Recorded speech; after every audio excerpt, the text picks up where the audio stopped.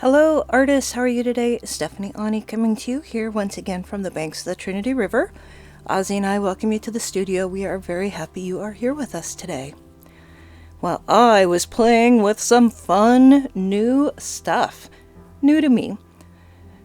Arteza sent me this set of pouring acrylic colors. And I've done flow painting in the past, and so I was super excited to try these out. I also have a set of 45 wood slices. So these acrylic colors are beautiful. They really are gorgeous. And we'll talk about those a little bit more here in a second. Now here are the wood slices, unpackaging them. And these are really nice and smooth. They have a great textural feel to them. I was super happy with them. They're very, very pretty just as they are. And truly, you wouldn't have to do these as Christmas ornaments. These could be something that you could put in the window as like a, I don't know, of course not a sun catcher, but there are other places that you could use these. And also, I think these would make great Christmas tags. Wouldn't that be a great way to package up a gift and, put a little ornament as a tag? I think that would be pretty darn cool. Now, opening these up, it was a little bit difficult. I had to take my X-Acto knife because as I, pulled that foil back, the plastic part wasn't coming with. So that was the only real downfall about using these. You do have to shake them up to use them. And I did do 6 different color combinations. So this was the first set that I did. And here I'm actually pouring a little bit too much of one color in at a time. And as I go on, I, use a few drops at a time. A few drops here, a few drops there, like about that amount. And that worked much better than having that larger pour amount. This is just a small glass. You could use definitely a plastic cup. Probably would be a little bit easier. But I just went and rinsed it out and was able to reuse it over and over, so it was probably a little bit better for the environment to use a glass cup instead of plastic. But use what you have, of course. Doesn't really make a difference.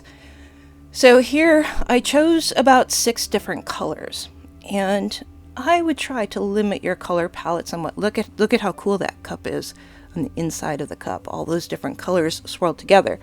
So the cool thing about flow painting or pouring paint like this is that the colors do not mix together.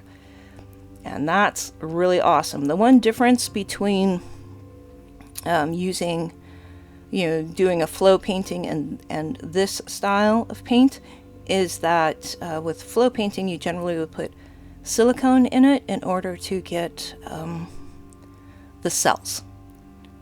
We really love the cells in the larger paintings. Now you could probably add a drop of silicone per bottle if you were going to use up the whole bottle. Don't use silicone if you're going to, it's like a treadmill oil or something like that. Don't use that and then let the paint sit with that in it. You only add an oil to make cells, right as you're going to use it, or it kind of does have an effect on the paint in the long term. Anyway, so these didn't really make a lot of cells, but that was okay. It really made some gorgeous, gorgeous designs, and I truly love how they have come out.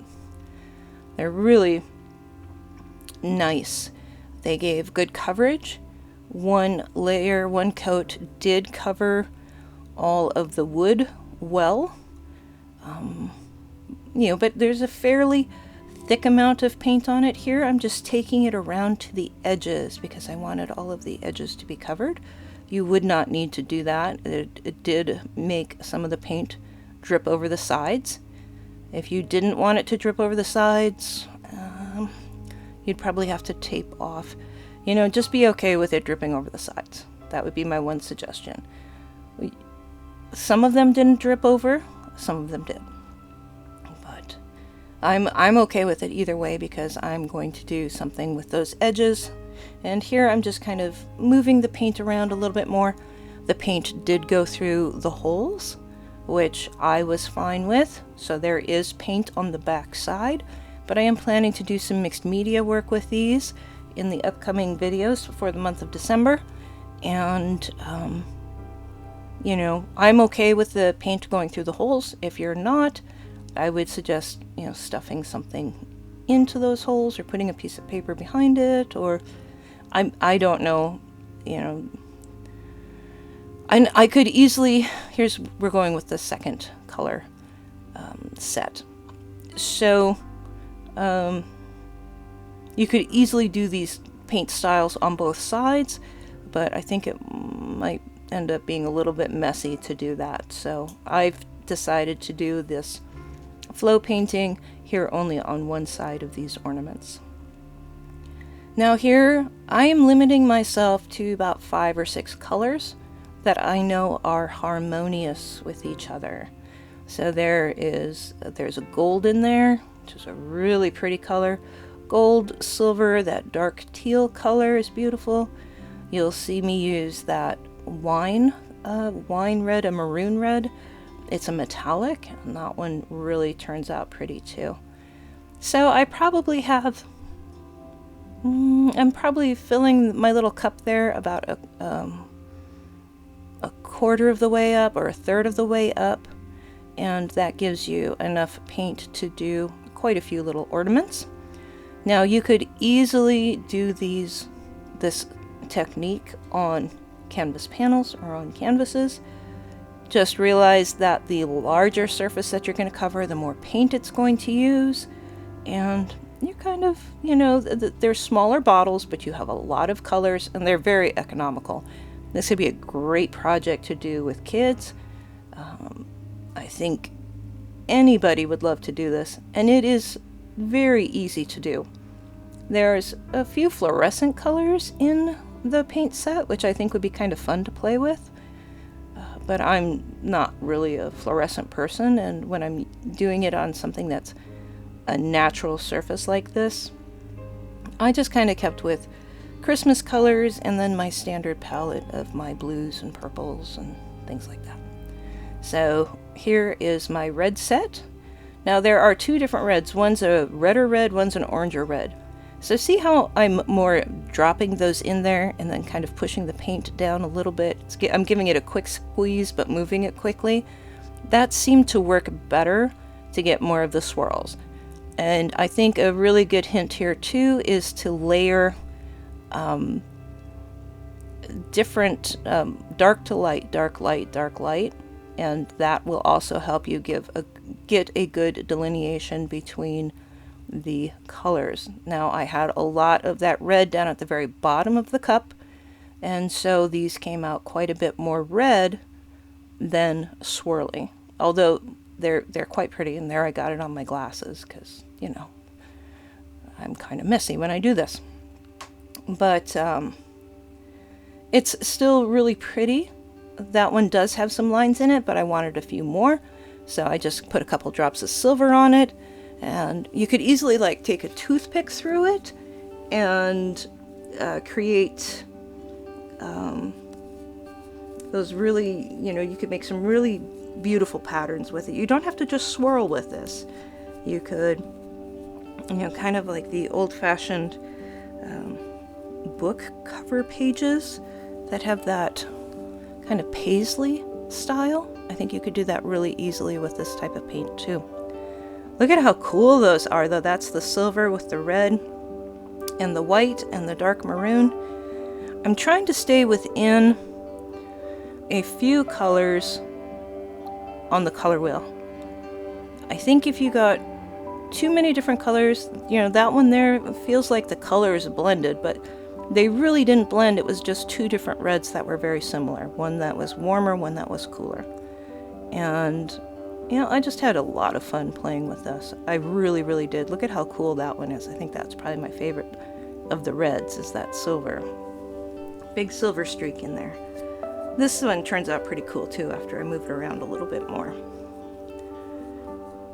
such fun. So now I'm taking my same cup. I didn't really wash it out.